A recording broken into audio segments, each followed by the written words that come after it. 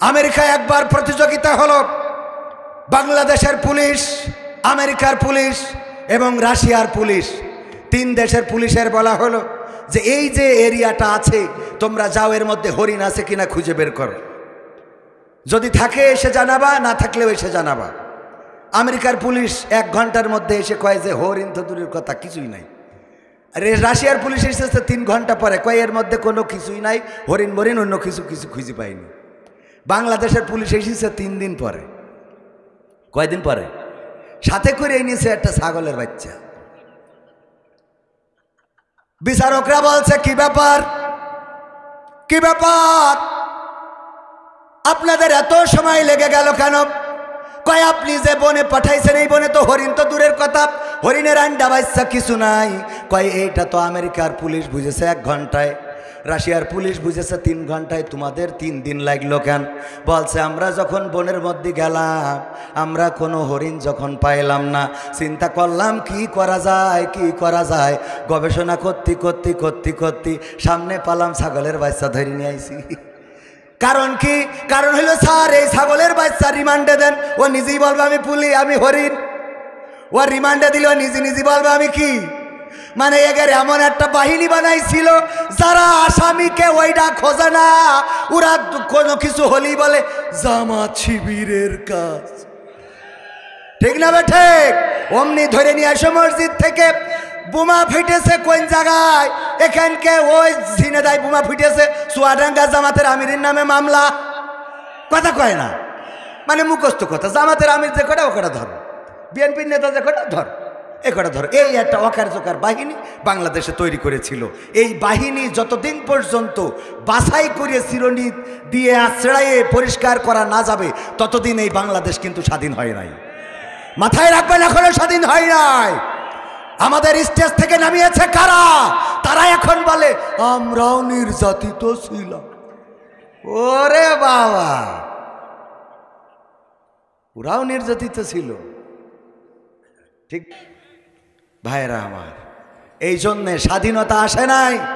স্বাধীনতা যদি আসতো, এখনো ভারতের দালাল তাদের রয়ের নিযুক্ত পত্রিকা শুধু নয়, সাংবাদিকেরা বাংলাদেশ নিয়ে প্রোপাগান্ডা ছড়াচ্ছে। এই দেশে সংখ্যালঘু নির্যাতনের নামে যেই কথাগুলো বলা হচ্ছে, আল্লাহর কসম করে বলি সংখ্যালঘু নয়, বরং বাংলাদেশে সংখ্যাগরিষ্ঠ নির্যাতন হচ্ছে, ঠিক না বেঠে? প্রমাণ কি দেব? এই বাংলাদেশে ইসলাম প্রচারের জন্য এসেছিলেন বঙ্গবন্ধুর পরিবার। সেই পরিবারের সন্তান শেখ হাসিনা সকালবেলা উঠে আগে জায়নামাজ খোঁজেন, জায়নামাজ খুঁজে ফজরের নামাজ পড়ে তারপর কোরআন তেলাওয়াত করে দিনের শুরু করে। আর এমন আউলিয়ারে আমরা হেলিকপ্টারে করে দাদার দেশে পাঠালাম। কথা কয় না? তাহলে সংখ্যালঘু না সংখ্যাগরিষ্ঠ নির্যাতিত হইল? সংখ্যাগরিষ্ঠ। 2 নম্বর আউলিয়া শামীম ওসমান, হযরত শামীম ওসমান হাফিজাহুল্লাহ। ওরে বাবা, এমন কোন রাত নাই 80-90 রাকাত তাহাজ্জুদ পড়ে না। এই কথা কয় না, ঠিক না বেঠে? 80-90 রাকাত তাহাজ্জুদ না পড়ে কোনোদিন ঘুমাতে যাই না। সেই আউলিয়ারে আমরা বুরকা পরে বিদায় করলাম। 3 নম্বর আউলিয়া সালমান এফ রহমান। কি রহমান? দরবেশ বাবা। ওরে বাবা, কত বড় বড় দাড়ি, জামাতের আমিরের দাড়িও ফেল। কথা কয় না।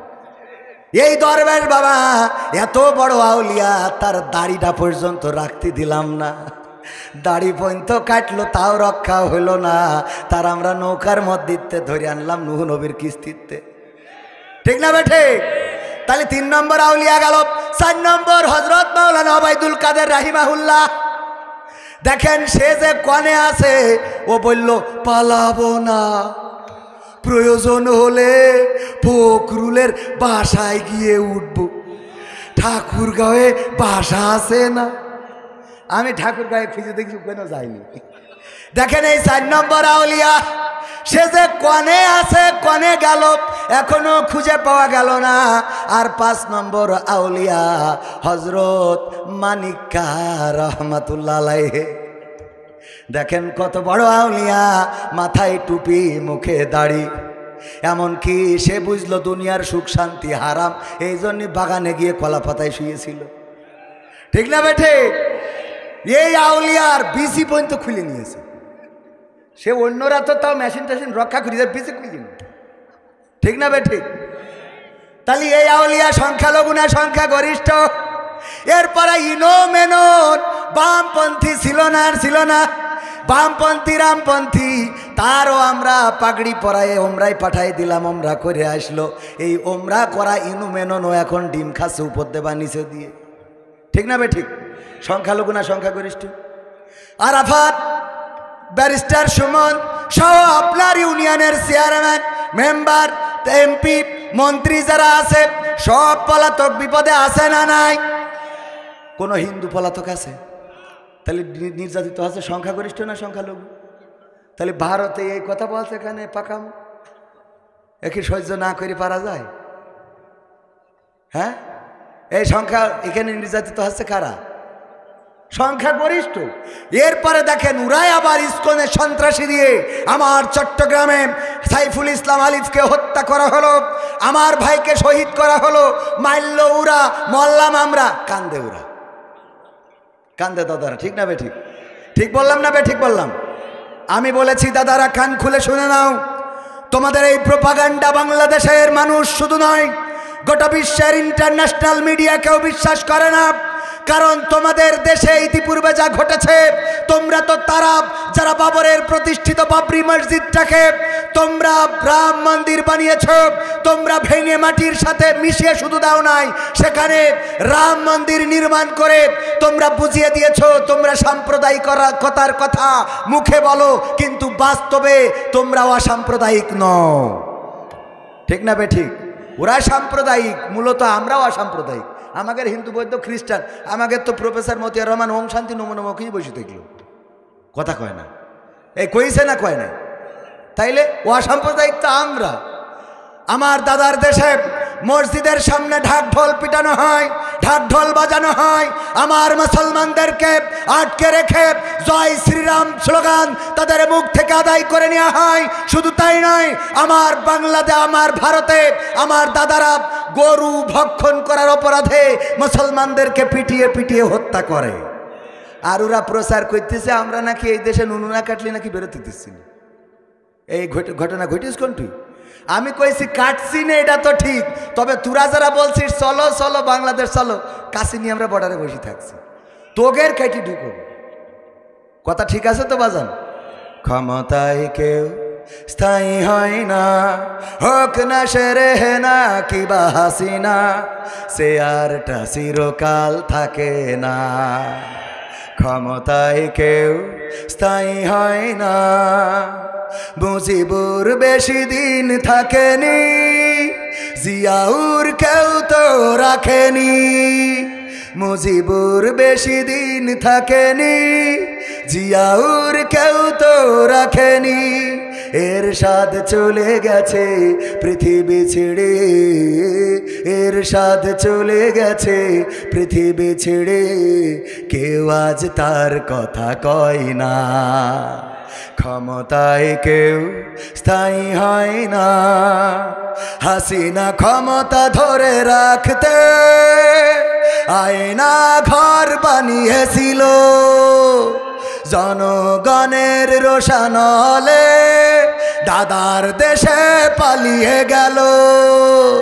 হাসিনা ক্ষমতা ধরে রাখতে আয়না ঘর বানিয়েছিল, জনগণের রোশানলে দাদার দেশে পালিয়ে গেল। ডিবি হারুনের পাশে আর, ডিবি হারুনের পাশে আর পরিমণিদের দেখা যায় না, ঠিক না বেঠে? ক্ষমতায় কেউ স্থায়ী হয় না, হোক না সে হাসিনা কিবা রেহেনা, সিয়ারটা চিরকাল থাকে, এই সিয়ার চিরকাল থাকে না। নমরুদের ছিল না, ফেরাউনেরও ছিল না, আবু জাহেলের ছিল না, আবু লাহাবের ছিল না। তাদেরও বাহিনী ছিল, তারা চিন্তা করেছিল তাদের বাহিনী দিয়ে তারা টিকে থাকবে, কিন্তু না, আল্লাহ রাব্বুল আলামিন ওই সব বাহিনীগুলোকে কাউকে পানিতে চুবিয়ে মেরেছেন, কাউকে মশায় মেরেছেন, আর আবু জাহেলকে কিশোর দিয়ে মেরেছেন, মাজ এবং মুআজ রাদিয়াল্লাহু তাআলা আনহু। ছোট্ট ছোট্ট দুইটা বাচ্চা তরুণ, তারা আবু জাহেলের ঘোড়াকে আগে কতল করেছে, যখন পড়ে গেছে তখন তারে কতল করেছে। ওগো আমার ভাইয়েরা, এই ক্ষমতা ধরেরা যদি না টেকে, তাইলে আমার বাংলাদেশের তাওহীদি জনতা যেভাবে 5ই আগস্টের আগে দাঁড়িয়েছিল, জুলাইয়ের 36 তারিখে যেমন দেশের স্বাধীনতা আনার জন্য রাস্তা সুগম হয়েছে, একইভাবে তাওহীদি জনতা যদি কোরআন বুকে নিয়ে রাজপথে দাঁড়ায়, তাইলে অবশ্যই অবশ্যই সব জালিমের পতন ঘটে যাবে। ঠিক না বেঠে? যাবে না, যাবে না।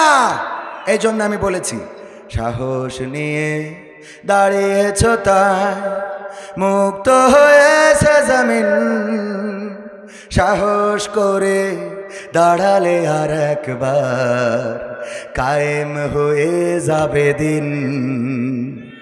নয় নয় নয় আর কোনো ভয়, আনতে হবে দিনের বিজয়। নয় নয় নয় আর কোনো ভয়, আনতে হবে দিনের বিজয়, দিনের বিজয়। যারা ভেবেছিল ছাড়বে না আর ক্ষমতার ওই মাসনদ, দেখেছে তারা রবের পাকড়াও কি করে করে নাস্তানাবুদ। যারা ভেবেছিল ছাড়বে না আর ক্ষমতার ওই মাসনদ, দেখেছে তারা রবের পাকড়াও কি করে করে নাস্তানাবুদ। তাই নয় নয় নয় আর কোনো ভয়, আনতে হবে দিনের বিজয়, দিনের বিজয়। মানুষের সাথে যারা করেছে দুশ্মনী, করেছে বাড়াবাড়ি, দেশের বুকে তাদের হয়নি তো জায়গা, যেতে হলো মামার বাড়ি। ঠিক না বেঠে? মানুষের সাথে যারা করেছে দুশ্মনী, করেছে বাড়াবাড়ি, দেশের বুকে তাদের হয়নি তো জায়গা, যেতে হলো মামার বাড়ি। তাই নয় নয় নয় আর কোনো ভয়, আনতে হবে দিনের বিজয়, দিনের বিজয়। কাবা রক্ষাই যেই মহারব পাঠিয়েছিলেন আবাবিল, আজও তিনি দয়াময় তেমনি আছে, বদলেনি তো এক তিল। কাবা রক্ষাই যেই মহারব পাঠিয়েছিলেন আবাবিল, আজও তিনি দয়াময় তেমনি আছে, বদলেনি তো এক তিল। তাই নয় নয় নয় আর কোনো ভয়, আনতে হবে দিনের বিজয়, দিনের বিজয়। সাহস নিয়ে দাঁড়িয়েছ তাই মুক্ত হয়েছে জমিন, সাহস করে দাঁড়ালে আর একবার কায়েম হয়ে যাবে দিন। ঠিক না বেঠে?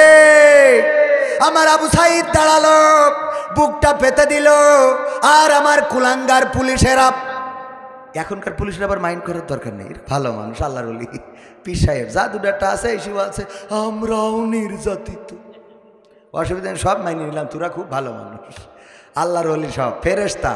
জনগণের টাকায় বেতন পেয়ে জনগণের শাসন করবা পুলিশ, এটা মানা হবে না। অন্যায় করলে ধরো, তথ্য প্রমাণ থাকলে ধরে নিয়ে যাও, কিন্তু ওই বাড়িতে এসে উপরের খবর উপরের ডেকে পাঠাইয়েছে আপনার জাতি হবে বলে নিয়ে যাবা থানায়, যে জিজ্ঞেস করবো, থানা বলে আমরা জানি না। এই দিন আর এই বাংলাদেশে আসতে দেওয়া হবে না। ঠিক না ঠিক? ধরবা, মারবা, গুম করবা, আবার আমরা খুঁজতে গেলে খুঁজেও দিবা না। তোমরা বলবা জানি না। জনগণ মাথার ঘাম পায়ে ফেলে, রিকশার প্যাডেলে পা রেখে, বৃষ্টিতে ভিজে, মাথার ঘাম পায়ে ফেলে, শরীরের রক্ত পানি করে তোমাদের ট্যাক্সের টাকা দিয়ে তোমাদের বেতন নিশ্চিত করে। যেই বেতনের টাকায় তোমার স্ত্রীর শাড়ি হয়, তোমার সন্তান লেখাপড়া করে, তুমি ফুর্তি মারো, মজা মারো, বোতল মারতে পারো, সেই জনগণের কপালে বন্দুক তাক করবা, আমার আবু সাইদের বুকে গুলি চালাবা, আমার মুগ্ধ যখন পানি বিতরণ করবে তার বুক ঝাঁঝরা করে দিবা। বাংলাদেশের জনগণ এটা আর মানবে না, মানবে না, মানবে না, বলেন ঠিক কিনা? সম্মানিত ভাইয়েরা, স্বাধীনতা এমনি আসে নাই। যখন দাঁড়িয়েছে বাংলাদেশের জনগণ, মৃত্যুকে পরোয়া করে নাই। আমার তরুণ, আমার কিশোর, আমার অভিভাবক, আমার বৃদ্ধ বাবার বৃদ্ধ বনিতা যখন রাজপথে নেমেছে, আমার বোন কত সুন্দর করে বলেছিল, পিছনে পুলিশ, সামনে স্বাধীনতা, সুতরাং স্বাধীনতার দিকে এগিয়ে যাব। যেই স্বাধীনতার জন্য আমার বোনেরা রক্ত দিয়েছে, আমার ভাইয়েরা রক্ত দিয়েছে, পঙ্গুত্ব বরণ করেছে, শহীদ হয়েছে, সেই বাংলাদেশের জনগণ আর স্বৈরাচারী শাসন মেনে নেবে না। সুতরাং সিঙ্গাপুরের মতো হতে হবে। যারা বলে দেশ এখন সিঙ্গাপুর হয়ে গেছে, দেশ এখন আমেরিকা হয়ে গেছে, আমরা তাদেরকে বলতে চাই, এই দেশ সিঙ্গাপুর আমেরিকা বানাবো। সিঙ্গাপুরের পুলিশের আদর্শ হলো জনগণকে স্যার বলা। জনগণকে বলে স্যার কি প্রবলেম বলেন। আমার দেশের কারণ কি? কারণ জনগণের টাকায় তোর বেতন হয়। ওর বসকে তো স্যার বলবে কাকে? আমার দেশে সেটা চালু করতে হবে। আমার দেশে যখন ফোন দেব, আমার দেশের পুলিশদেরকে আমরা স্যার বলবো না, বরং অপর পাশ থেকে পুলিশ ফোন ধরে বলবে স্যার কি হেল্প করতে পারি বলেন। এত সুজা না করা পর্যন্ত মরতে রাজি আছি না নাই? আমার ছোট ছোট বাচ্চা শিশুরা বলল আমি আবু সাইদ হতে চাই, আমি আবু সাইদ হতে চাই। কোথায় গিয়ে ঠেকেছিল এই বাংলাদেশের মানুষের জুলুম? কোথায় গিয়ে না ঠেকলে ছোট ছোট বাচ্চা যারা শেখ হাসিনা কি খালেদা কি এইটাই বোঝে না, ওদের কাছে যদি জিজ্ঞেস করা হয় তুমি মহিলা না নারী, কয় আমি নারী। এই বাচ্চারা পর্যন্ত রাজপথে এতটুকু বুঝলো যে এরা মানুষই জাত না। ঠিক না ভাই? ঠিক। আমি মরতে এসেছি। আবু সাইদ বুকটা পেতে দিল আর আপনি গুলি করলেন। এত নিষ্ঠুর আপনি। আপনার ঘরে সন্তান নাই, আপনার ভাই নাই, আপনার বাড়িতে আপনার আপনজন নাই, এই বুকে গুলি করে আবার গর্ব করে বলেন যারে গুলি করি হেই মরে আর একটা মরে না। ওরে বাবা, পীর সাহেব যারে গুলি করে হেই মরে আরেকটা মরে না। এই জন্য ওর খুব দুঃখ। ওর ইচ্ছা ছিল যে একসাথে সব মারি ফেলতে পারত। আমরা মরি যাই তোরা করি খা। আমরা মরার জন্য প্রস্তুত আছি না নাই? মুসলমান এসেছে লড়াই করার জন্য। মুসলমান শব্দের অর্থ হলো আত্মসমর্পণ করা। সুতরাং আত্মসমর্পণ তো আল্লাহর কাছে করেছি। আমরা ঘোষণা করেছি ইন্না সলাতি ওয়া নুসুকি ওয়া মাহইয়ায়া ওয়া মামাতি লিল্লাহি রাব্বিল আলামিন। সুতরাং আমাদের জীবন, আমাদের মরণ, আমাদের নামাজ, আমাদের রোজা সব তো আল্লাহর জন্য, আমাদের কুরবানি আল্লাহর জন্য। আমাদের কিসের ভয় দেখাও?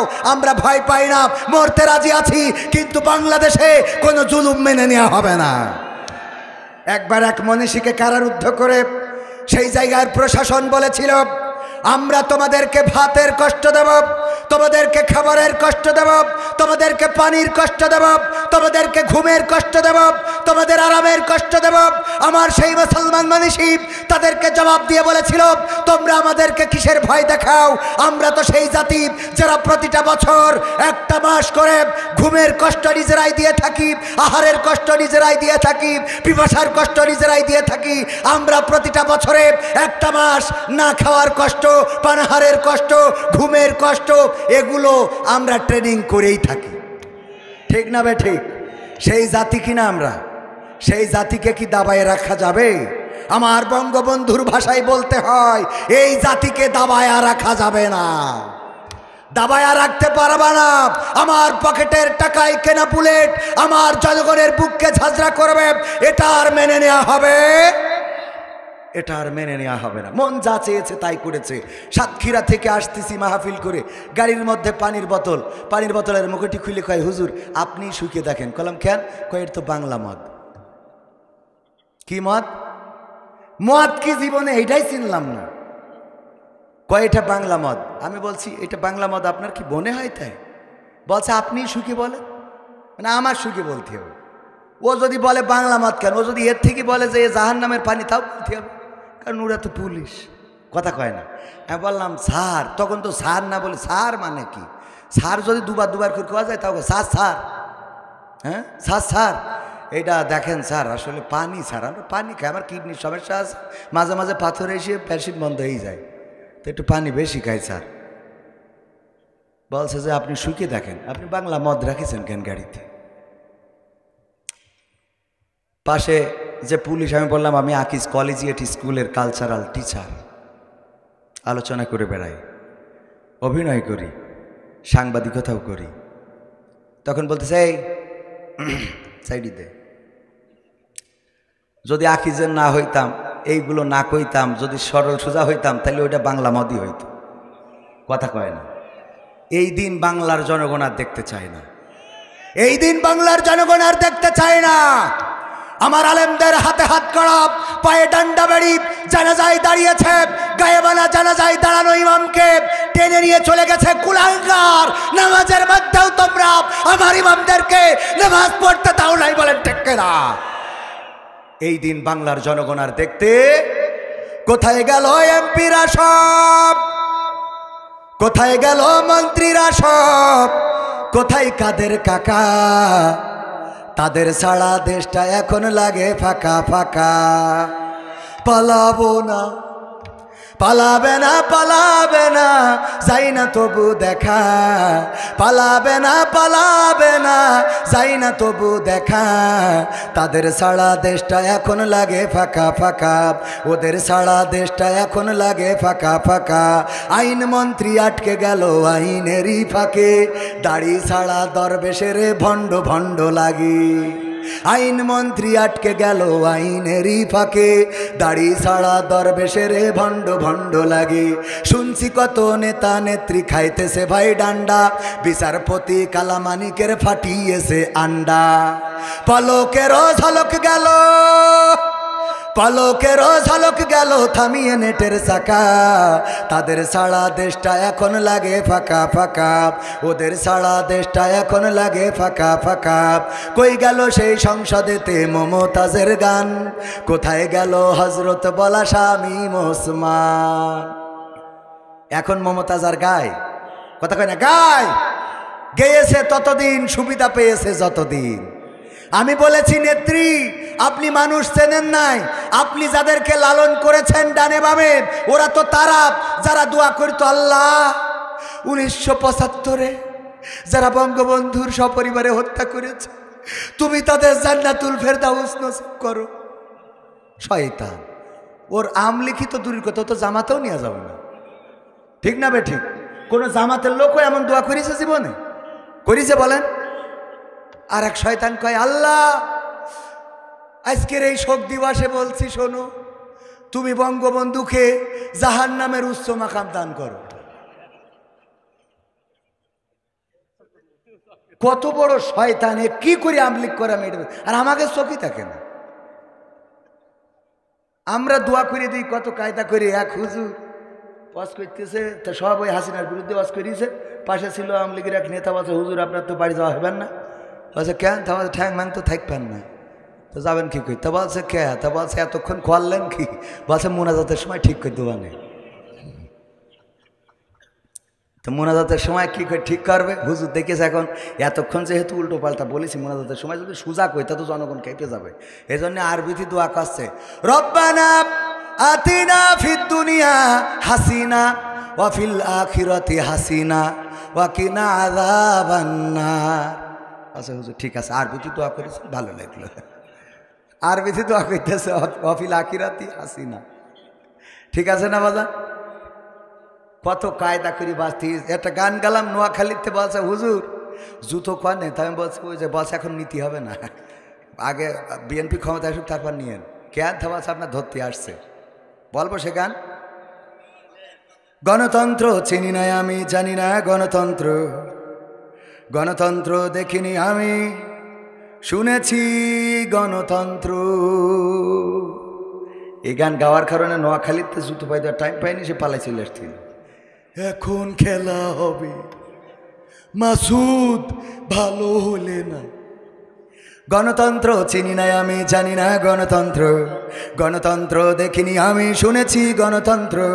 গণতন্ত্র চিনি না আমি, জানি না গণতন্ত্র, গণতন্ত্র দেখিনি আমি, শুনেছি গণতন্ত্র। শুনেছিলাম আমি বাংলাদেশে গণতান্ত্রিক রাজা, যখন যারে মনে চেয়েছে ধরে দিয়েছে সাজা। শুনেছিলাম আমি বাংলাদেশে গণতান্ত্রিক রাজা, যখন যারে মনে চেয়েছে ধরে দিয়েছে সাজা। কাউকে দিয়েছে ফাঁসির দণ্ড, রেখেছে আয়না ঘরে, কাউকে আবার লাশ বানিয়ে ভাসিয়েছে সাগরে। কাউকে দিয়েছে ফাঁসির দণ্ড, রেখেছে আয়না ঘরে, কাউকে আবার লাশ বানিয়ে ভাসিয়েছে সাগরে। করেছে এসব কিসের জোরে, ছিল কি দাদার মন্ত্র? কেমন গণতন্ত্র ছিল, কেমন গণতন্ত্র, গণতন্ত্রের আড়ালে ছিল দাদার ষড়যন্ত্র।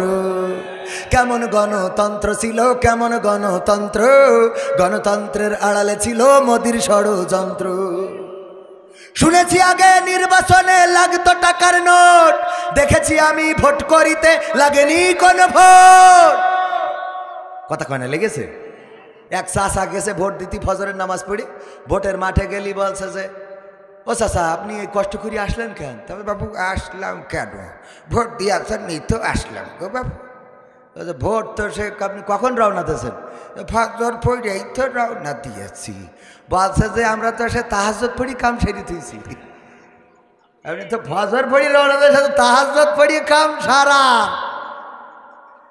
তালি বাপু তুমি একটু নোকে কালি লাগাই দাও, তা না হলে বৌমা আবার মাহিম করতে পারে যে আমি ভোট দিতে পারিনি। তো কালি লাগাই দিয়ে যখন যাচ্ছে তখন বলছে, ও চাচা শোনেন, ওই চাষিরটাও বলে হয়ে গেছে, আবার কষ্ট করে জন্য পাঠাইয়েন না। বাসা তোমার চাষির ভোট দিয়া শেষ? হ্যাঁ হয়ে গেছে।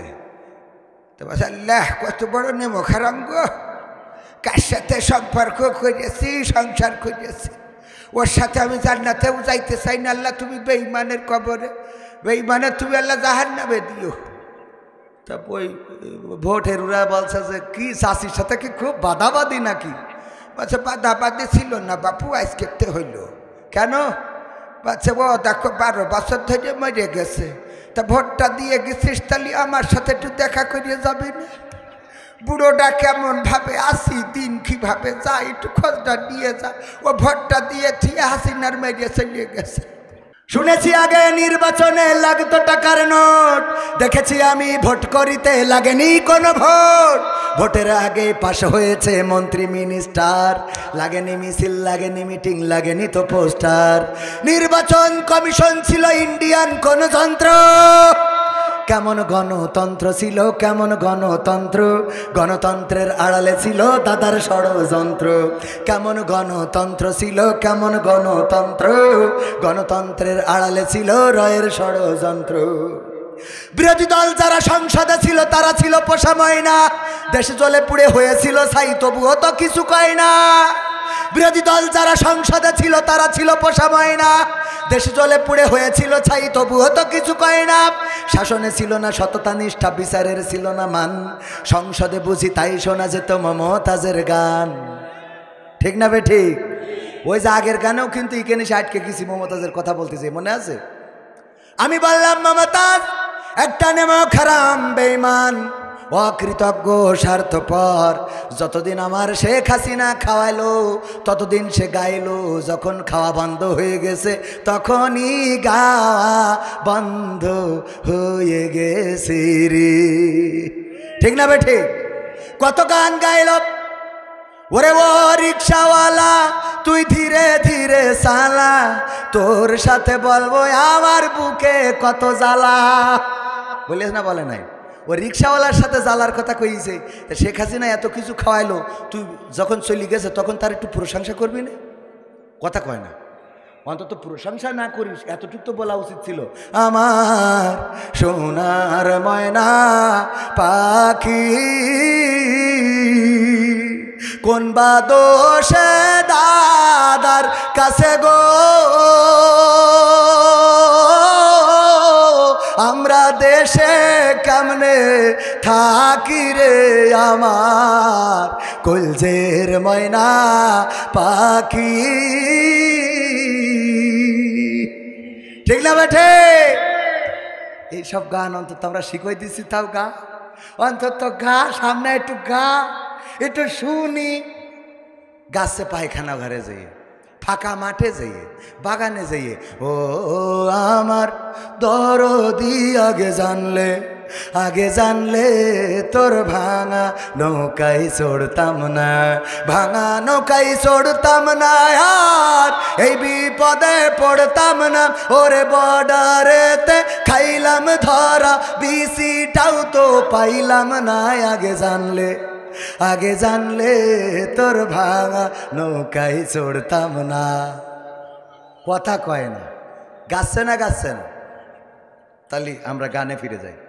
বিরোধী দল যারা সংসদে ছিল তারা ছিল পোষা ময়না, দেশে জ্বলে পুড়ে হয়েছিল ছাই, তবুও তো কিছু কয় না। শাসনে ছিল না সততা নিষ্ঠা, বিচারের ছিল না মান, সংসদে বুঝি তাই শোনা যেত মমতাজের গান। বিরোধী দল নাই, ওটা তো ছিল ডিজিটাল ষড়যন্ত্র। কেমন গণতন্ত্র ছিল, কেমন গণতন্ত্র, গণতন্ত্রের আড়ালে ছিল রয়ের ষড়যন্ত্র। কেমন গণতন্ত্র ছিল, কেমন গণতন্ত্র, গণতন্ত্রের আড়ালে ছিল মোদির ষড়যন্ত্র। নায়েবে রাসূল কোরআনের পাখি বলতো মানুষ যারে, 13টি বছর সেই মানুষের রেখেছিল কারাগারে। নায়েবে রাসূল কোরআনের পাখি বলতো মানুষ যারে, 13টি বছর সেই মানুষের রেখেছিল কারাগারে। কোরআনের কথা বলতে গেলেই করতো গ্রেফতার, ইসলামী বই কোরআন হাদিস করতো যে উদ্ধার। ইসলামের কথা বলতে গেলেই করতো গ্রেফতার, ইসলামী বই কোরআন হাদিস করতো যে উদ্ধার। ও সবে নাকি থাকতো লেখা নাশকতার মন্ত্র। কেমন গণতন্ত্র ছিল, কেমন গণতন্ত্র, গণতন্ত্রের আড়ালে ছিল দাদার ষড়যন্ত্র। কেমন গণতন্ত্র ছিল, কেমন গণতন্ত্র, কারণ ওরাই আকাম করা ছিল ওদের ওপেন সিক্রেট। ধর্ষণ করে জাহাঙ্গীরনগর বিশ্ববিদ্যালয়ে ধর্ষণের সেঞ্চুরি উদযাপন করেছিল সেই আল্লাহর ওলিরা এখন বর্ডার ক্রস করে যারা পালাই গেছে। আমাদের দেশে তো করেছিস একটাও তো রাখলি নে, আবার ওই দেশে যেয়ে কেন এই কাজ করতেছিস? আমার দাদারা বলছে যাই করো তাই করো, আমি তোমাদের পক্ষে থাকবো, কিন্তু আমাদের মাল নিয়ে টানাটানি করবা তা হবে না। কথা কি বোঝা গেছে? এই জন্যই ধরিছে, সত্যি বলছেন আমি তো বলছি। এই দেখেছেন না দেখেন নাই, সিলেটের নেতারা ওরা ভালো হলো না, মাসুদ তুমি ভালো হয়ে যাও। এই তুই নেটওয়ার্কের বাইরে যাওয়ার পরেও এত টাওয়ার পাই কোন? কথা কয় না, নেটওয়ার্কের বাইরে যেয়ে তোর এত টাওয়ার আসে কোনতে? মানুষের তো বিপদের সময় এই মানে আচ্ছা বাদ দেন, অত খুলে মিলে না বলি। এটা বিপদের মধ্যেও তো একটা কথা থাকে, তাই না ভাই? তোকের বিপদের মধ্যে তো জাহান নামে গেলেও তো ওখানে মহিলা জাহান নামীরা নিরাপদে থাকবে না রে। কথা কয় না। শয়তান, আল্লাহ হিদায়াত নাসিব করুন, বলেন আমিন। মনে দুঃখ কনে রাখতো। এই 16টা বছর আমি কাদের পক্ষে কথা বললাম? লাভ হইল কি? লাভই হয়নি। পাশে বসে দিয়ে পরিচয় করে দিলে উনি চেয়ারম্যান। আমি 2 ঘন্টা ওয়াজে কুপালাম, পদ্মা সেতু করিয়েছে, মেট্রো রেল করিয়েছে, দেশ আমেরিকা হয়ে গেছে, লন্ডনতে ফ্লাইট হয়, এই সেই সব এয়ারপোর্ট টোট যা আছে গড়ে। চেয়ারম্যান পাশে বসে মোনাজাতের সময় চৌগাছায়, মোনাজাতের সময় চেয়ারম্যান বলছে হুজুর খালেদা জিয়ার জন্য একটু দোয়া করে দেন। তা আমি বলছি কে? তা বলছে খালেদা জিয়া অসুস্থ। আমি তো অসুস্থ, তা আমার কি? বলছে আমি বিএনপি চেয়ারম্যান। শয়তান কোথাকার, তা তুই আগের থেকে কবি না? আর আমি 2 ঘন্টা ধরে কি কায়দা করে কুপালাম যে দেশে এত উন্নয়ন, এই মোবাইল কে দিয়েছে, এই ব্লাউজ কে দিয়েছে, সব বলা শেষ। এখনকার বিএনপি চেয়ারম্যান। এখন আপনি তো যাচ্ছে তাই শয়তান না আপনি? যতক্ষণ বললাম চুপ থাকলেন, বলছে আমি চুপ না থেকে উপায় আছে? আপনি নেত্রীর পক্ষে বলছেন আমি বাধা দিয়ে কি আমু মারবো? ও বিপদে। আল্লাহ আল্লাহ আল্লাহ হেদায়েত করে দিন, বলেন আমিন। মাহফিল কি শুরু করব না শেষ করব? শুরু করব? আমি তো এখনো শুরু করিনি, এগুলো তো বোনাস। শুরু করব, থাকা যাবে ইনশাআল্লাহ। আর 15 মিনিট ইনশাআল্লাহ। পবিত্র কোরআনের সূরা তাহার 55 নম্বর আয়াত তেলাওয়াত করেছি। মিনহা খলাকনাকুম ওয়া ফিহা নুঈদুকুম ওয়া মিনহা নুখরিজুকুম তারাতান উখরা। এটা আমরা কোথায় পড়ি? কবরে। একদম এটা মুখস্থ কথা, অথচ এই আয়াতটা পড়ার কথা কোন জায়গায়, আর আমরা কোন জায়গায় নিয়ে গেছি। আয়াতটার প্রতি জুলুম না, পবিত্র কোরআনের প্রতি জুলুম হচ্ছে। আল্লাহ রাব্বুল আলামিন আমাদের যে মেসেজ দিয়েছেন সেই মেসেজ আমরা উল্টাই ফেলেছি। কি করে ওইটা বুঝাই এখান থেকে বাড়ি যাব। বুঝতে রাজি আছেন? থাকা যাবে ইনশাআল্লাহ। থাকবো না কারা কারা হাত উঁচু করেন?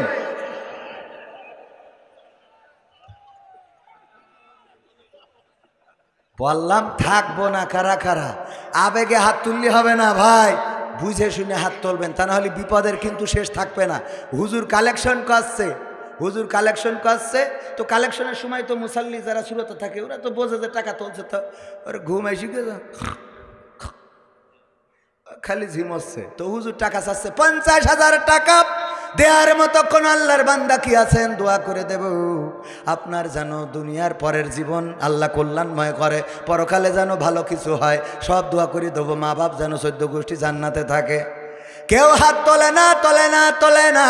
হুজুর সুর দিতে দিতে যখন দেখলো এই জনগণ এইভাবে তো আর হাত তুলতেছে না, এবার সুর বাদ দিয়ে বলতেছে 50,000 টাকা দেওয়ার মতো একজন মানুষও কি এখানে নাই?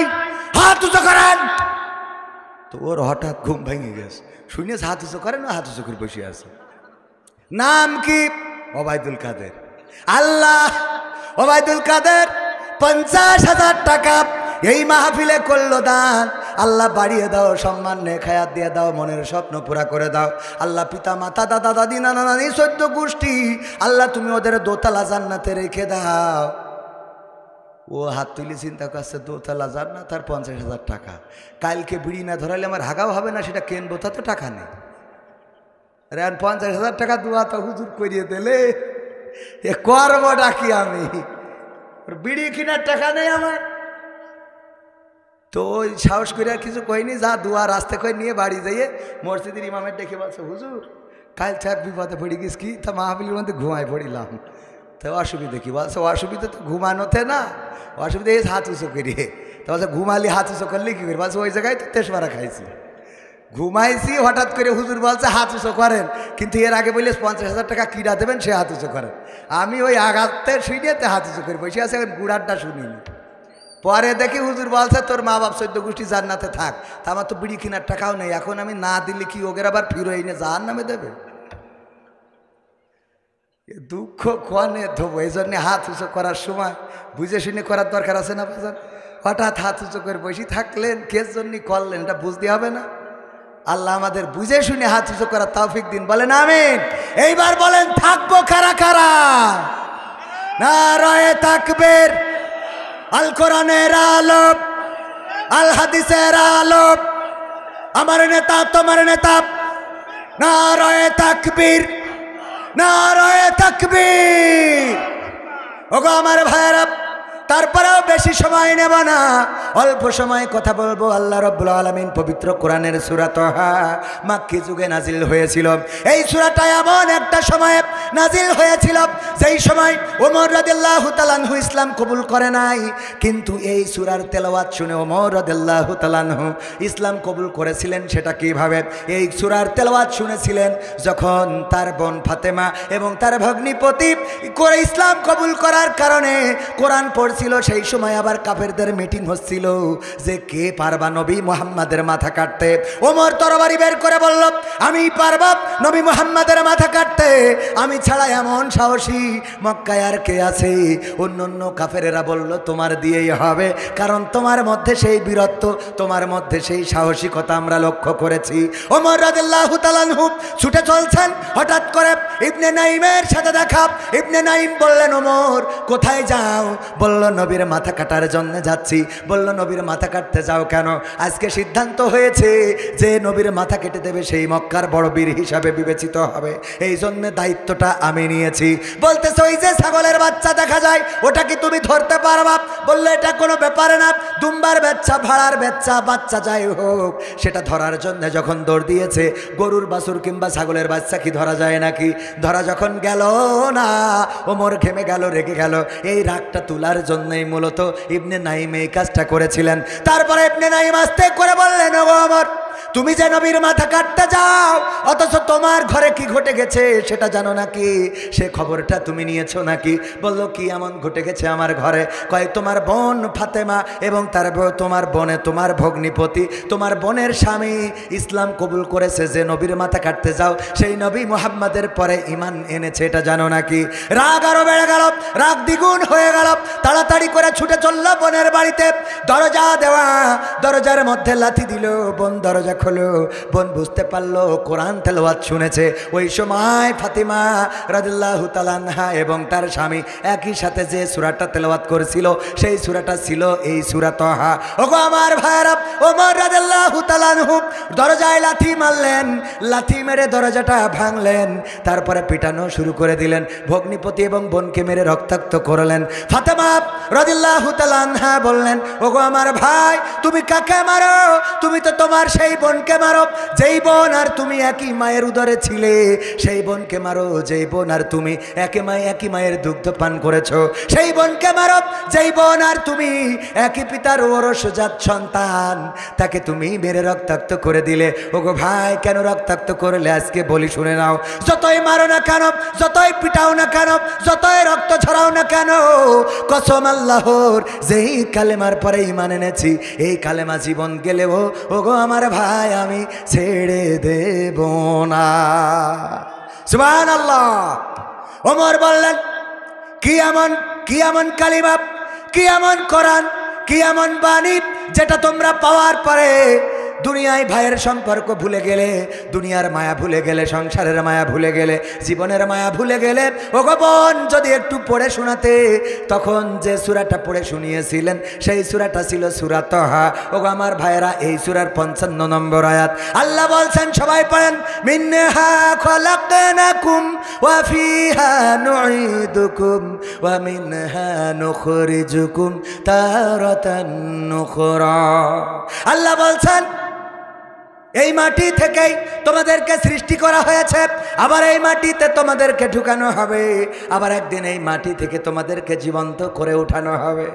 সুতরাং কিসের এত বাড়াবাড়ি, কিসের এত পিড়াপিড়ি, কিসের এত মারামারি, কিসের এত গুলি, কিসের এত হামলা, কিসের এত মামলা? মরা মানুষও মামলা থেকে রেহাই পায় নাই রে। ঠিক না বেঠিক? এই হামলা মামলা, এই মারামারি, এই গুলাগুলি, এই অনাচার, এই কদাচার, এই পাপাচার, এইগুলো কিসের জন্য করো? কেন এই আয়াতটা এখানে দিল? এই আয়াতটা হলো আসলে মুসা আলাইহিস সালামের কাছে প্রথম এসেছিল। আল্লাহ রাব্বুল আলামিন মুসাকে পাঠালেন, যাও, ফিরাউন বাউন্ডারি ক্রস করেছে, সে বাড়াবাড়ি করেছে, তারা থামাও। বলল, কি করে থামাবো? আমার ভয় দেখাবা? বলবা আমি নবী হয়ে এসেছি তোমাকে সাবধান করার জন্য, সতর্ক করার জন্য।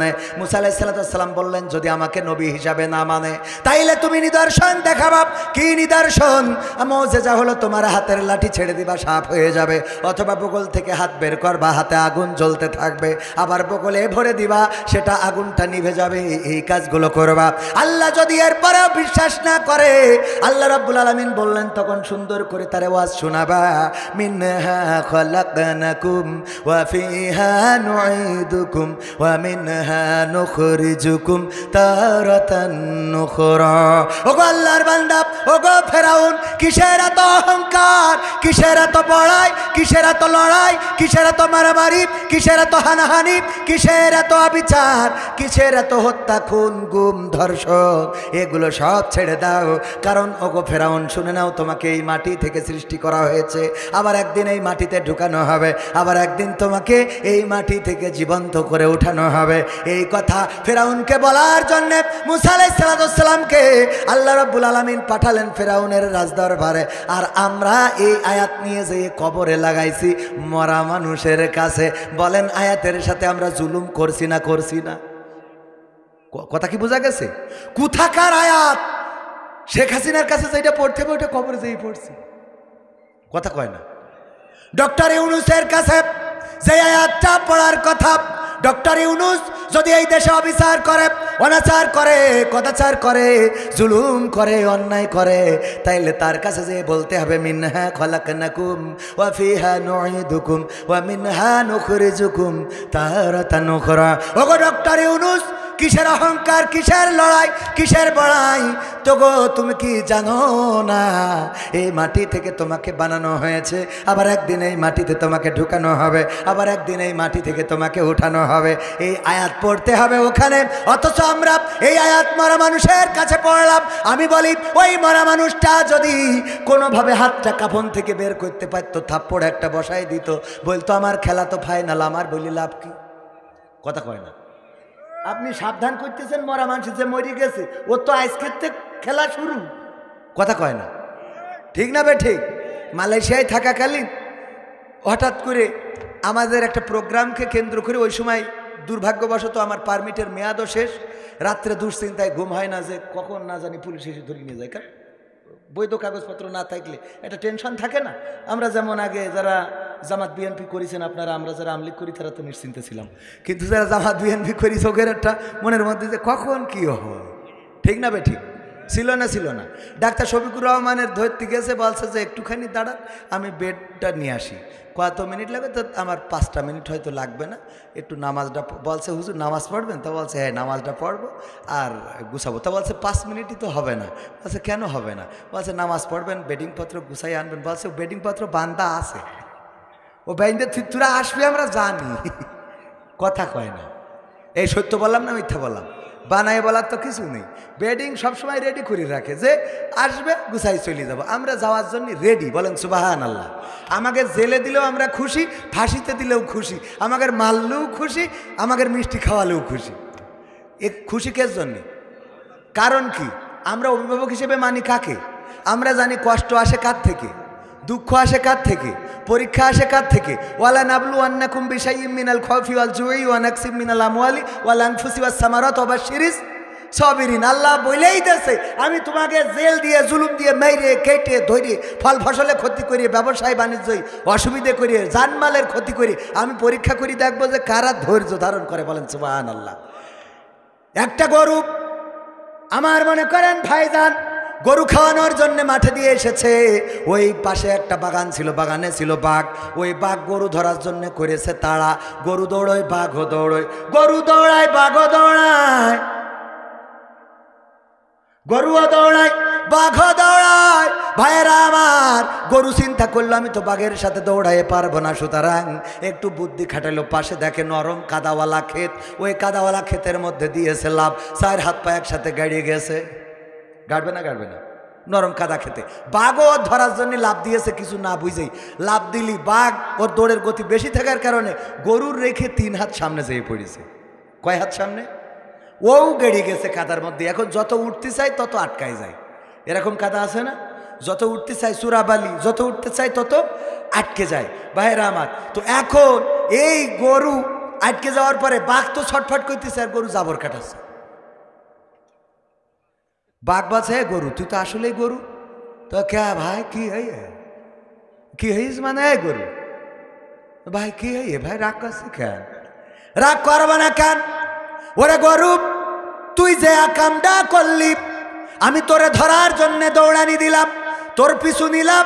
আমি যদি তোরে ধরতে পারতাম তাইলে ধরার পরে আমি খাতাম, তুই মারা যাতিস, সেটা ঠিক, অন্তত আমি বেঁচে থাকতাম। আবার তুই যদি দৌড়ায় পালাই যাতিস তাইলে তুইও বেঁচে যাতিস, আমিও বেঁচে যেতাম।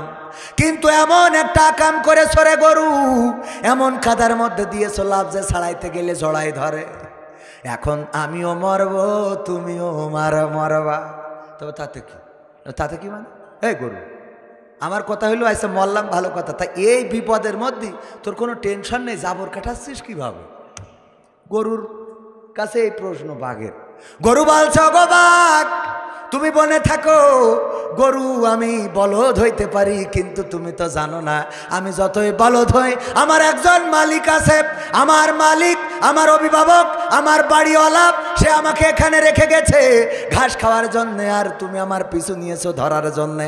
আমি যখন বিকালবেলায় সন্ধ্যাবেলায় বাড়িতে ফেরবো না, আমার মালিক গোয়াল ঘরে আমারে না পাওয়ার পরে আমার মালিক আমারে খুঁজতে আসবে। টর্চ লাইট জ্বালায় মালয়েশিয়া থেকে আনা 5 ব্যাটারির বড় লাইট, ওইটা দিয়ে যখন খুঁজতে থাকবে, খুঁজতে খুঁজতে আমারেও দেখবে তোমারেও দেখবে। আমার মালিক আমার দেখার পরে ছাড়াই নিয়ে যাবে, আর তোমার এখানে মেরে পুঁতে রেখে তারপরে যাবে। এখন বলো আমি জাবর কাটাবো না তুমি কাটাবা? কথা কি বোঝা গেছে? সুতরাং আমাদের যদি জেলে দেয়, আমাদের যদি ফাঁসিতে ঝুলায়, আমাদের যদি রিমান্ডে দেয়, আমরা জানি আমাদের মালিক আছে না নাই? আমাদের মালিক আমরা যদি মারাও যাই, তিনি আমাদের ঘোষণা করেছেন ইন্নাল্লাহা আশতারা মিনাল মুমিনিনা আনফুসাহুম ওয়া আমওয়ালাহুম বিআন্না লাহুমুল জান্নাহ। আমার মালিক বলেছে তোমাদের জান, তোমাদের মাল আমি জান্নাতের বিনিময়ে দিয়ে দেব। সুতরাং আমাদের ফাঁসির কাস্টে ঝুলাইলেও তার আগে আমরা 1 কাপ গ্রিন টি মেরে তারপরে যাব। কথা কয় না? আর ওরা কয় একটু দোয়া করে, দোয়া কর। কে এখন কান্দিস কেন? তোরা যখন কান্দাইলি মনে ছিল না? কথা কয় না? কথা কি বোঝা গেছে? সুতরাং অভিভাবক মানব কাকে? দেখেন আল্লাহকে যারা অভিভাবক মেনেছে তাদের ব্যাপারে বলেছে 71-এর রাজাকার এই মুহূর্তে বাংলা ছাড়। বলেছে না বলে নাই? 71-এর রাজাকার এই মুহূর্তে বাংলা ছাড়, পাকিস্তানের দোসর, এই সেই কত কথা, কিন্তু সেই আল্লাহর ওলিদের একজনেরও বাংলা ছাড়া লাগে নাই। আর যারা বলল আমরা তো ওদের বাংলা ছাড়তে বলি নাই, অথচ ওরা আমাদের অজান্তেই হেলিকপ্টারে করে চলে গেছে রে। ঠিক না বেঠিক? কারণ হলো আমাদের অভিভাবক বাংলাদেশে আছে না নাই? আমাদের অভিভাবক মালয়েশিয়ায় আছে না নাই? আমাদের অভিভাবক জেলখানায় আছে না নাই? মসজিদে গেলেও আমরা আল্লাহকে পাই, বাড়িতে ওই ছোট্ট কুঠিরেও আমরা আল্লাহকে পাই, রাতের অন্ধকারেও আমরা আল্লাহকে পাই, দিনের অন্ধকারেও দিনের আলোতেও আমরা আল্লাহকে পাই। আমরা বিপদেও আল্লাহকে পাই, সুখেও আল্লাহকে পাই। আর আমার ওই আল্লাহর অলিরা ওরা জানে ভারত ছাড়াই আমাদের আল্লাহ নাই। কথা কয় না? দাদা ছাড়া আমাদের।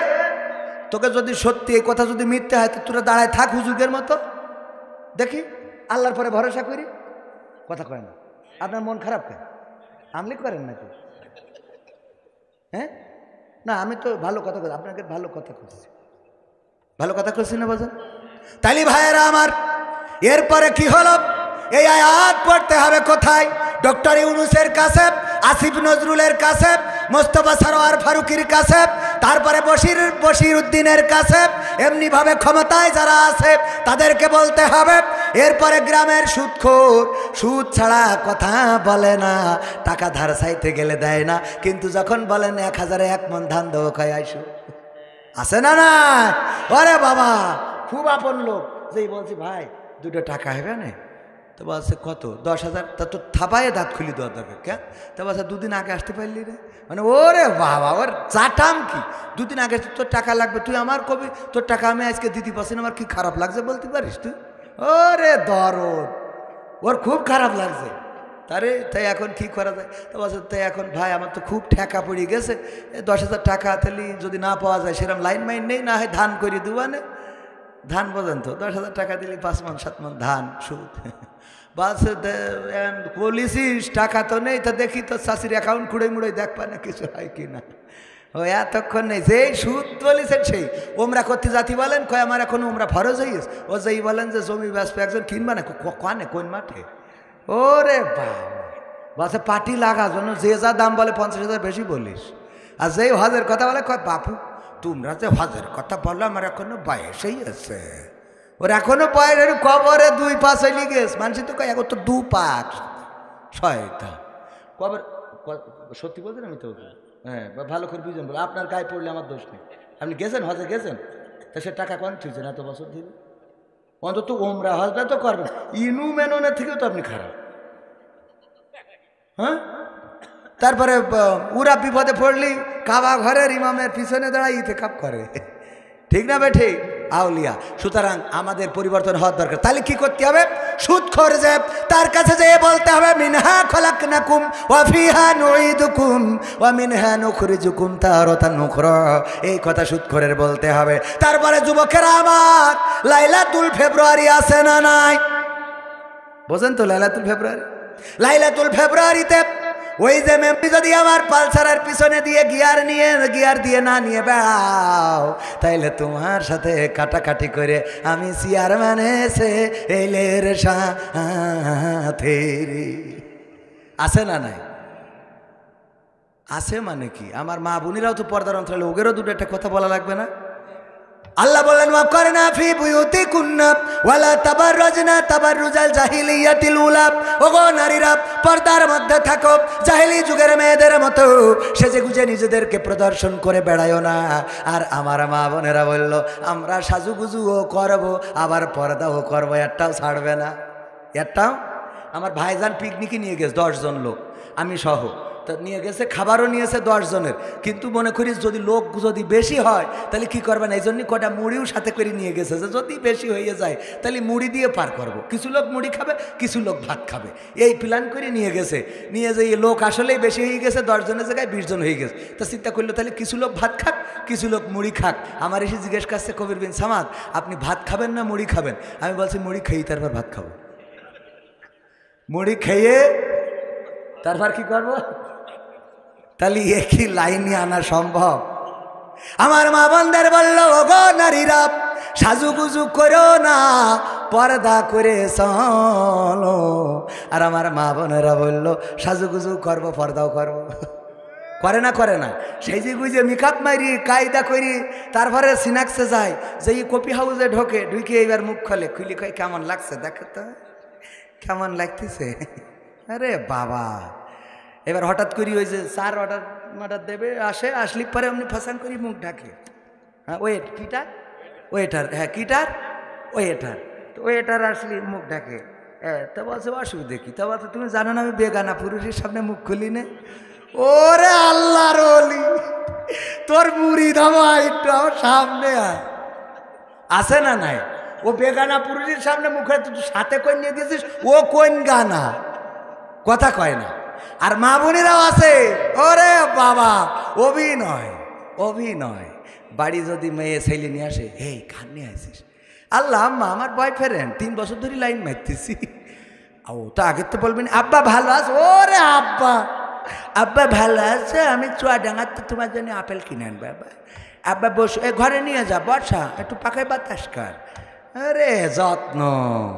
এরপরে যে মোটামুটি 2-4 বছর চলার পরে হয়, দেখো বাবা, তুমি যেভাবে গাঁজাটাই নিয়ে বেড়াও, ও মেয়ের বাপ তো তোমার সাথে দেবে না, তুমি নিয়েতে চলে যাও, আমি তোমার শ্বশুরের দেখি রাখবানে। আর মেয়ের বলে তুই যা, ও গাঁজাখোরের সাথে বলে তোর আব্বা দেবে না, তুই যা, আমি দেবো।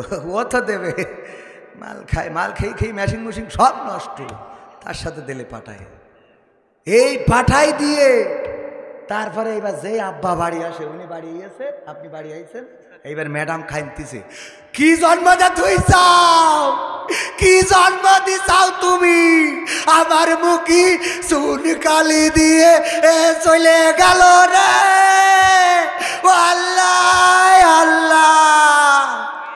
ওর অভিনয়ের কাছে শেখ হাসিনা ফেল, ঠিক না বে ঠিক? পাঠাই দিলে ও দোষে শয়তান কোথাকার। আল্লাহ হেদায়েত করুক, বলেন আমিন। কত চলছে এইভাবে, সমাজটা নষ্ট হয়ে যাচ্ছে। আর এই ছেলেরাও বেকায়দায় পড়ে, ওরাও বিয়ে করি দেখে। ওরে আল্লাহ, বিয়ের আগে কত ভালো ভালো কথা বলতো। বাবু তুমি খাইয়াছ না? বাবু খাইলে ফিডার খাবে। বাবু তুমি খেয়েছ? বাবু হ্যাঁ।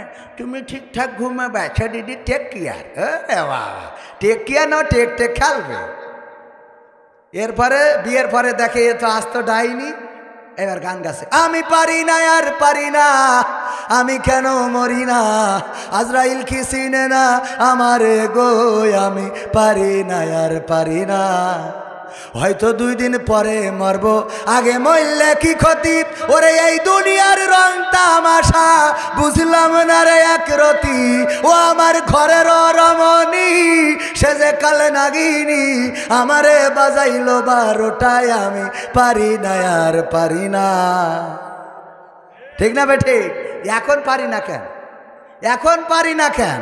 তবে পুরুষদের একটা বিষয় ভালো, যে আমার পুরুষরা দেখেন বলে যে আমি পারি না আর পারি না, আল্লাহ তুমি তুলে নাও। এই বলে না যে আল্লাহ তুমি হয়তো 2 দিন পরে মারবো, তা আগে মরলেও কি ক্ষতি, অন্তত তোর হাতের বাসায় আমার 2 দিন আগে ফ্লাইট দাও। কয় না? কয় না? আর আমার মা বোনেরা কি কয় জানেন? কয় তুই মরিস না কেন? তোর আল্লাহ মরণ করে না কেন? তোর কলেরা হয় না কেন? হ্যাঁ, এত লোক মরে, আজরাইল তোর চেনে না কেন? এই বাড়ির কুত্তা খেদাবো আমি, কুত্তার জন্য মনে হয় আসছে না। ঠিক বলছি না? ঠিক বলছি।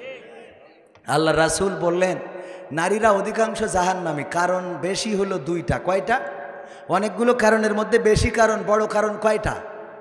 1 নম্বর কারণ, তারা স্বামীর প্রতি অকৃতজ্ঞ, স্বামীর প্রতি কৃতজ্ঞ হয় না, না শুকরি করে।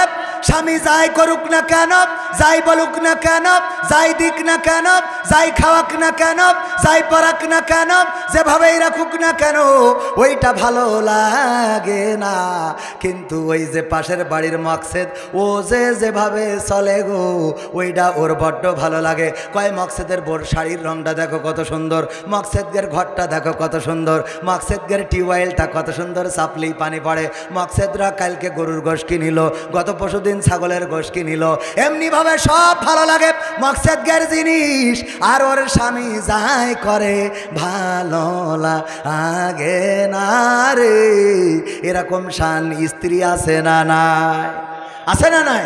আছে বলে আমার ভাইজান একবার একটা বুদ্ধি করিল, চুয়াডাঙ্গাতে একটা শাড়ি কিনে এনেছে। মানে বোর যাই এনে দেয়, পছন্দ হয় না। কয় কবির বিন সামাদের বোর দেখো দিন কত সুন্দর শাড়ি।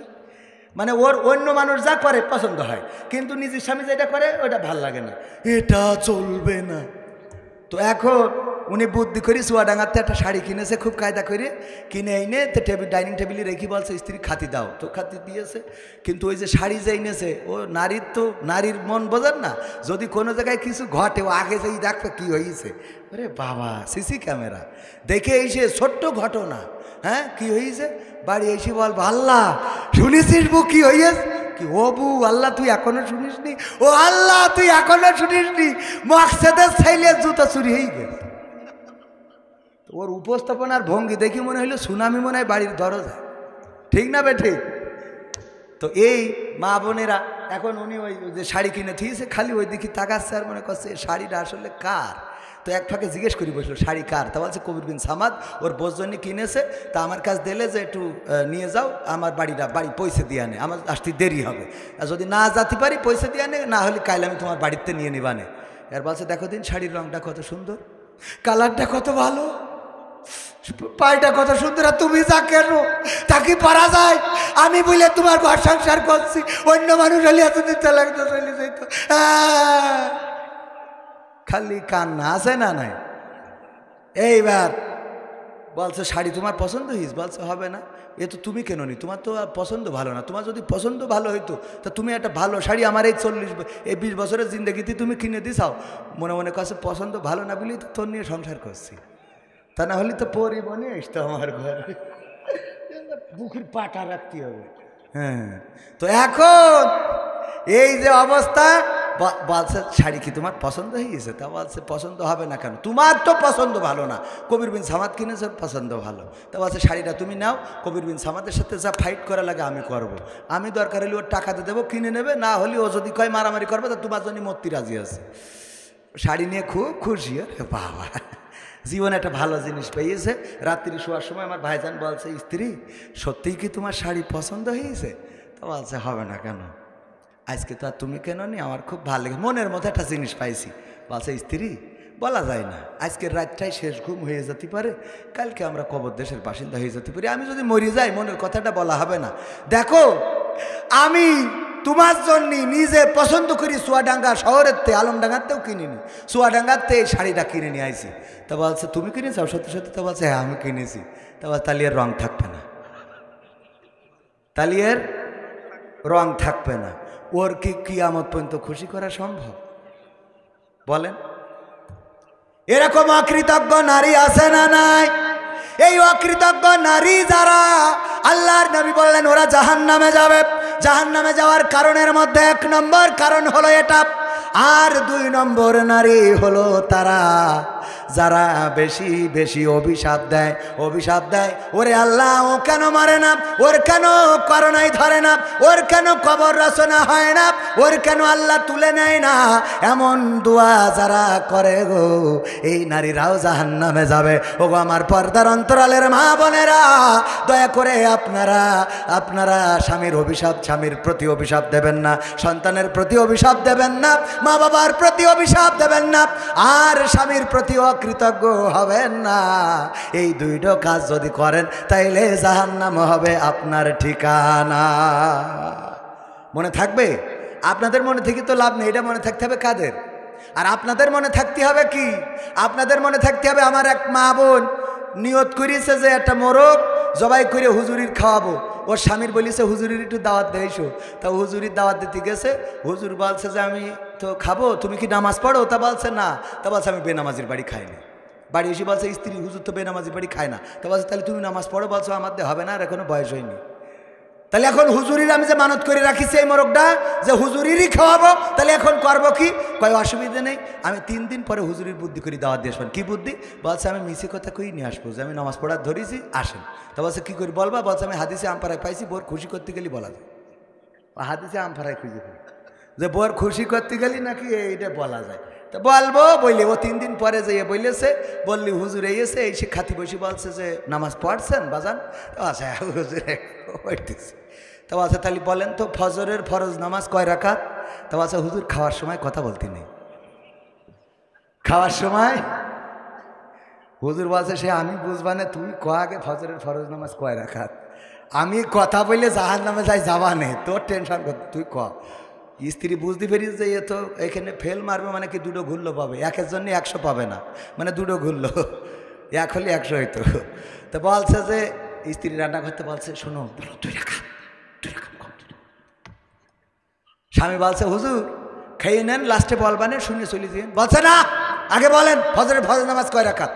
বলছে হুজুর বলাই লাগবে। স্ত্রী বুঝতে পেরিস তো যে, আবার বলছে বলছে হুজুর বলতে আর বলেন ফজরের ফরজ নামাজ কয় রাকাত, তা না হলে খাবো না আমি। তা আছে হুজুর ফজরের ফরজ নামাজ 4 রাকাত। কয় রাকাত? হুজুর রাগ করে উঠে হাঁটা দিয়েছে।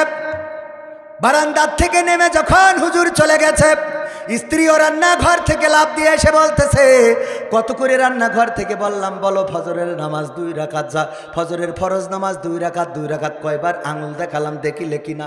বলছে দেখেছি তো। দেখেছি, তা বললে না কেন? বলছে আল্লাহ এই জন্যই তো তোর বউ বানাইছে, তা না হলে তো তোর আমার স্বামী বানাইতো। কেন?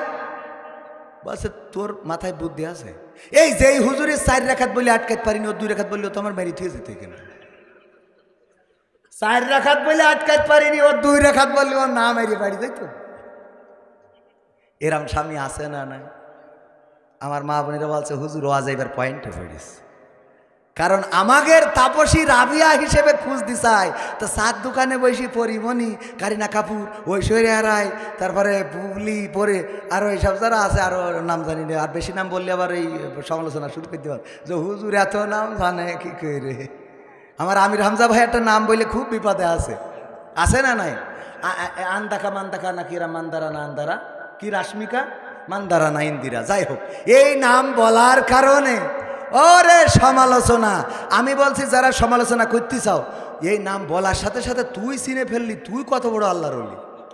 কথা কয় না, তুই কত বড় আল্লাহর ওলি যে তোর বলার সাথে সাথে চিনে ফেললি যে হুজুর খুব খারাপ।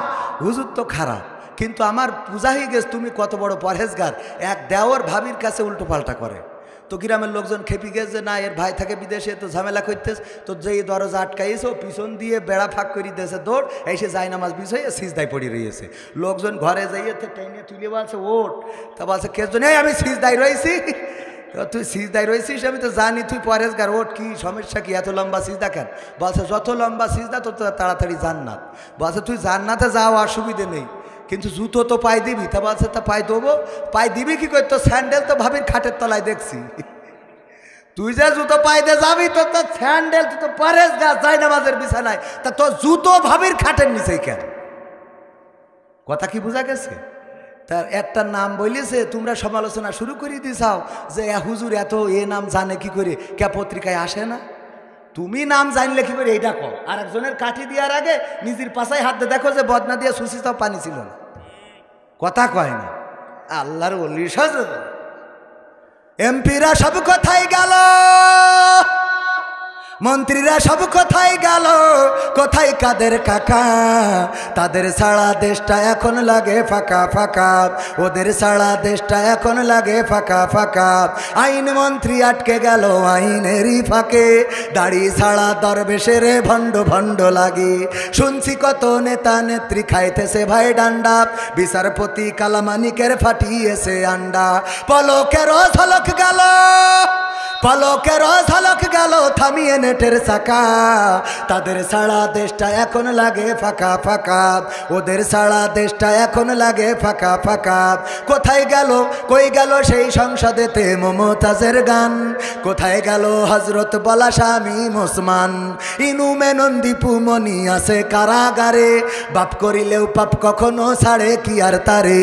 কোথায় গেল স্পিকারের, কোথায় গেল স্পিকারের দৃষ্টি আঁকা বাঁকা? তাদের সারা দেশটা এখন লাগে ফাঁকা। কোথায় গেল আরাফাত আর ব্যারিস্টার সুমন, কথা বলার সময় তারা করে নিয়োজন। মুরগি কবির খাইছে ধরা, জাফর কোথায় আছে? গোপনে কি সেও গেল মোদি দাদুর কাছে? কোথায় গেল এ সালামের, কোথায় গেল এ সালামের কাড়ি কাড়ি টাকা? তাদের সারা দেশটা এখন লাগে ফাঁকা। লাগে কি না? এখন আর টেলিভিশন খুললে আমাদের আর কুমড়ো দিয়ে বেগুনি বানানো কেউ শিখায় না। এখন আর কাঁচামরিচ শুকাই রেখে বর্ষাকালে পানিতে দিলে জ্যান্ত হয়ে পুকুরি খাবি খাবে এই কথা কেউ বলে না, ঠিক না বে ঠিক? এখন আর কাঁঠাল দিয়ে কেমন করে বার্গার বানাইতে হয় এটা কেউ শিখায় না। এখন আর টেলিভিশন খুললে ইফতারির সময় খেজুরের পরিবর্তে পেয়ারা খাওয়ার কথা কেউ বলে। ওরা কোথায় হারিয়ে গেল? কোথায়? ঠিক না বে ঠিক? আমার ক্যামেরাম্যান খালি বারবার দেখাচ্ছে আমার লেখা গানের বই, ঠিকানার গান 100টারও বেশি সঙ্গীত, যেসব সঙ্গীত আমি গাই। তুমি যার লাগিয়া এমবি ভরো তার তো বাটন ফোন। আজকালকের ছেলেরা বই নিয়ে আর বসে না, ও বাবা গুগলে সার্চ করিয়া পড়ে। এসব গানগুলো দিয়ে সাজানো ভিতরে যাচ্ছে, যদি কেউ পারে সংগ্রহ করতে পারেন বইটা, 100 টাকা করে দাম ইনশাআল্লাহ। প্রবাসীর গান, প্রবাসীর গান শুনবেন, শুনবেন, শুনবেন কারা কারা হাত উঁচু করেন তো, শুনবেন? প্রবাসীর গান আমি শোনাবো যদি আপনারা থাকেন। কথা দিলেন থাকবেন, থাকবেন, থাকবেন ইনশাআল্লাহ। কোরআনের জন্যে যদি জীবন দিতে হয়, যেভাবে আমরা 1952-তে সালাম, রফিক, শফিক, জব্বার, বরকত বুকের তাজা রক্ত ঢেলে দিয়ে প্রমাণ করেছিল আমরা রক্ত দিতে জানি, সবুজ ঘাসকে লাল বানাতে জানি, পিচ ঢালা কালো পথ রক্তে রঞ্জিত করতে জানি, কিন্তু মায়ের ভাষার অধিকার ছেড়ে দিতে জানি না। সেই বিপ্লব 1971-এ এসেছিল। 1971-এ 9 মাস রক্তক্ষয়ী সংঘর্ষ করেছিল আমার বীর বাঙালি, আমার দামাল ছেলেরা। তারা রক্ত দিয়ে, জীবন দিয়ে প্রমাণ করেছিল রক্ত দিতে জানি, জীবন দিতে জানি, শহীদ হতে জানি, কিন্তু বাংলা মাটির 1 ইঞ্চি, বাংলা মানচিত্রের 1 ইঞ্চি মাটি আমরা ছেড়ে দিতে জানি না। 2024-এ আমার ছাত্ররা রাজপথে নেমে রক্ত দিয়ে প্রমাণ করেছিল রক্ত দেব, জীবন দেব, শহীদ হব, কিন্তু স্বৈরাচারের বাংলাদেশে কোনো স্থান হবে? সেইভাবে পবিত্র কোরআনকে বুকে ধরে যদি আগামী দিন ইসলামী আন্দোলনের নেতা কর্মীরা জিহাদের ডাক দেয়, সেই জিহাদে সম্পৃক্ত থেকে যদি বাতিলের বুলেট আমাদের বুক ঝাঁঝরা করে দেয়, আমাদের রক্ত যদি জমিনে পড়ে, সেই রক্তের সাগরে সাঁতার কেটে কেটে একটি রক্তাক্ত বিপ্লবী কালেমার পতাকা বাংলার জমিনে উড়াতে রাজি আছেন কারা কারা দেখতে চায়?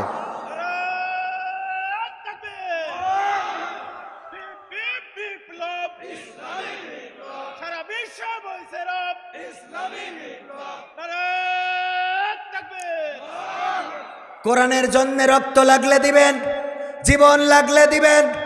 কোরআনের জন্য যদি মিছিলে যেতে হয় যাবেন, যদি শহীদ হতে হয় হবেন। তবে যদি কোরআনের জন্য টাকা দেওয়া লাগে আমরা কেউ দেব না, বলেন ঠিক কিনা? হ্যাঁ দেবেন? দেবেন? দেবেন কারা কারা? হাত উঁচু করেন। দেবেন? হাত উঁচু করেন। টাটে না দেখি, সব ওঠে নাই নাকি? দেবেন সত্যি?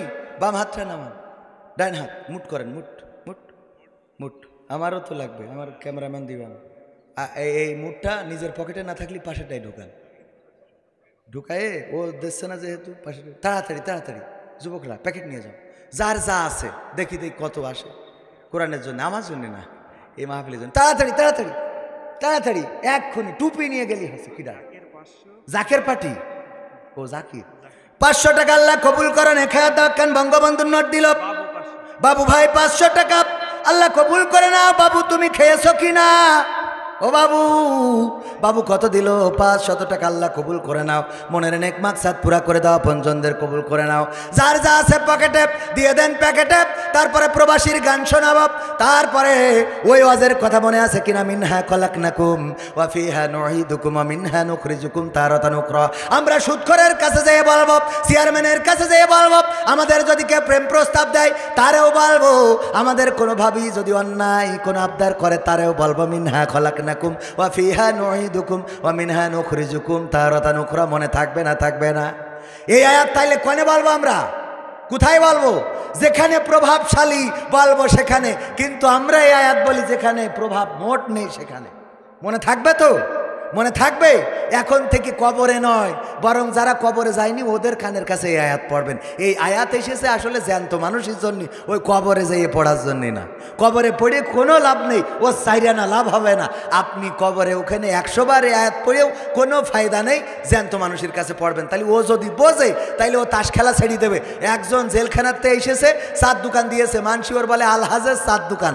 ওর কাছে যেয়ে জিজ্ঞেস করলো আমাদের ফখরুদ্দিন সাহেব, আপনি আলহাজ কবে হজ করেছেন? বলছে আমি আসলে আলহাজ না, আমি জেল হজ। কি হজ? জেল হজ। কেন? তা বলছে আগে গাঁজা বেচতাম, জেলখানায় যেয়ে কিছু জামাতের নেতৃবৃন্দের সাথে থেকে ভালো হয়ে গেছি, এই সাথে দেখলাম গাঁজা বেচা ছেড়ে দিয়ে চা বেশি, তাই মানছি আমার আলহাজ কয় উপবাস করি। তাই কি কয়? আলহাজ। ও আসলে কি হজ? জেল হজ। বলছে জেলখানাতে শিখাইছি। যাই হোক ভাইরা, তাড়াতাড়ি দিয়ে দেন, তাড়াতাড়ি তাড়াতাড়ি, যে যা পারেন। ওকে। আমার বাংলাদেশের প্রবাসীদের গল্প বলি শোনো। আমার বাংলাদেশের প্রবাসীদের গল্প বলি শোনো। এ গল্প তো কল্পনা নয়, তোমরা কি তা জানো? ও ভাই, এ গল্প তো কল্পনা নয়, তোমরা কি তা জানো? আমার বাংলাদেশের প্রবাসীদের গল্প বলি শোনো। পল্লী গায়ের দুরন্ত ছেলে বাপে ডাকে খোকা, হঠাৎ করে ঢুকলো মাথায় বিদেশ যাওয়ার পোকা। রোগে শোকে ক্লান্ত পিতা, খাটার নাই উপায়, বেকার ছেলের এমন কথায় বাবাও দিল সাই। ক্ষেতের জমি হালের গরু বিক্রয় করে দিয়ে বাকি টাকা করলো পূরণ মায়ের গহনা নিয়ে। অনেক আশা বুকে বেঁধে ছাড়লো যখন বাড়ি, সে যে কি বেদনা বিধুর ছিড়লো যেন নারী। মায়ে কান্দে, ভাইয়ে কান্দে, কান্দে আপন জন, চোখের জলে বুক ভেসে যায়, শক্ত করে মন।